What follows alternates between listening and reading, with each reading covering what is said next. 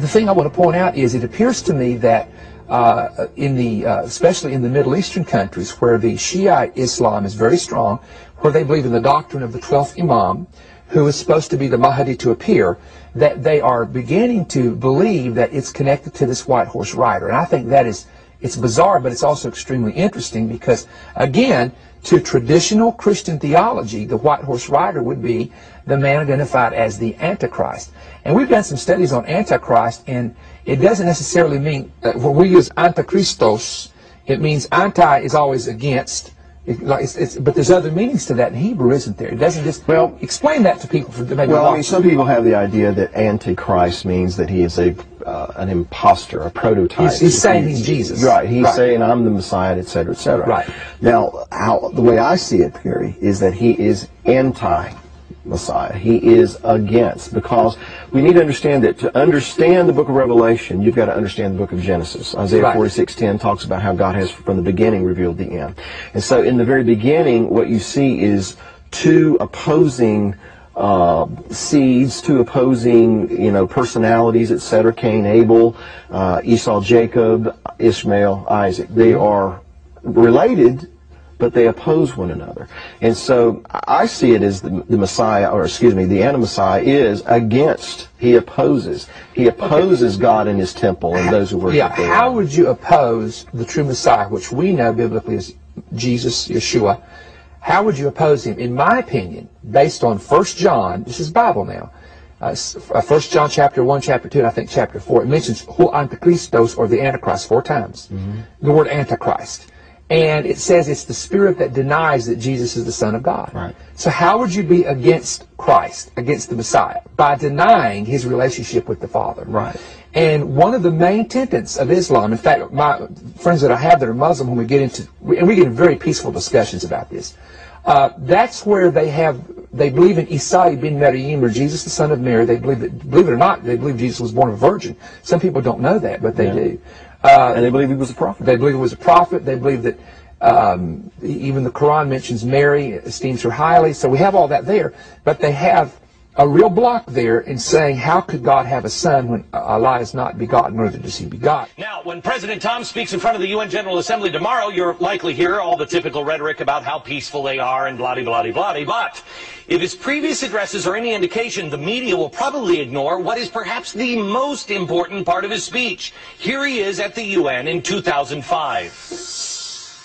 Almighty Lord, I pray to you to hasten the emergence of your last repository, the promised one, that perfect and pure human being, the one that will fulfill this world with justice and peace. Okay, this is what he said at the end of his speech last year as well at the UN. After calling for the return of the promised one, Ahmadinejad left the stage in 2005 and said to a cleric, and I quote, "I felt that all of a sudden the atmosphere changed, and for 27 to 28 minutes the leaders did not blink," end quote. President Ahmadinejad has been quietly talking about his belief, and this is important that you understand this, that we are in the end days. The real story is, he's not bearing this lead anymore. Listen to his opening remarks this afternoon at Columbia. O God, hasten the arrival of Imam al-Mahdi and grant him good health and victory, and make us his followers and those who attest to his rightfulness. Okay. I hope you're starting to hear a pattern here. This guy is openly praying for the return of the Mahdi in almost every speech, and now he's starting his speeches with that, yet no one in the media is even bothering to do their homework on what that really means. Basically, think of the Mahdi as the Shiite Muslim version of the second coming of Jesus Christ.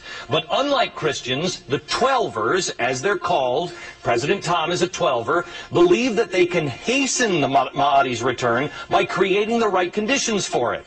Unfortunately for us, those conditions are pretty simple. Chaos, war, bloodshed. Because only then can the Mahdi return with peace and justice. Think about that. Ahmadinejad must usher in chaos and war before he can fulfill his destiny. That is why he wants a nuclear program. That is why he threatens Israel in the West. And that is why he's killing our soldiers in Iraq. To him, the United States is the only thing stopping the war and chaos that he needs. And believe it or not, that makes us the great Satan otherwise known in the West to you and me as the literal Antichrist. When your politics are your religion, it is impossible to understand one without first understanding the other. I can see anti-Messiah as saying, yes, Jesus is good, he's a prophet or a good man, but he is not what you think he is. Right, and the bottom line is that there are some in the Islamic world who could consider you and I, and a lot of our Jewish brethren, to be infidels. Mm-hmm. And amongst these group, in these so-called fundamentalists and radicals, pockets of places around the world, yeah, they feel like that you and I and others like us are infidels, and that we are the enemy, and it is their mission, commissioned by the Quran, they believe, to go and to destroy us. And that's why America, as we talked last week, is such a target, because they see America as a Christian nation. Right.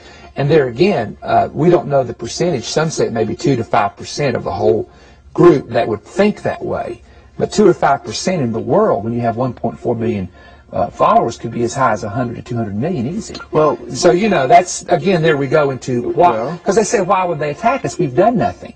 But it's just the fact that it's a belief, it's an attack on the religious. Well, notice they always link us with Israel. Right. Why is that? It's because of we have this book in common, by and large. Right.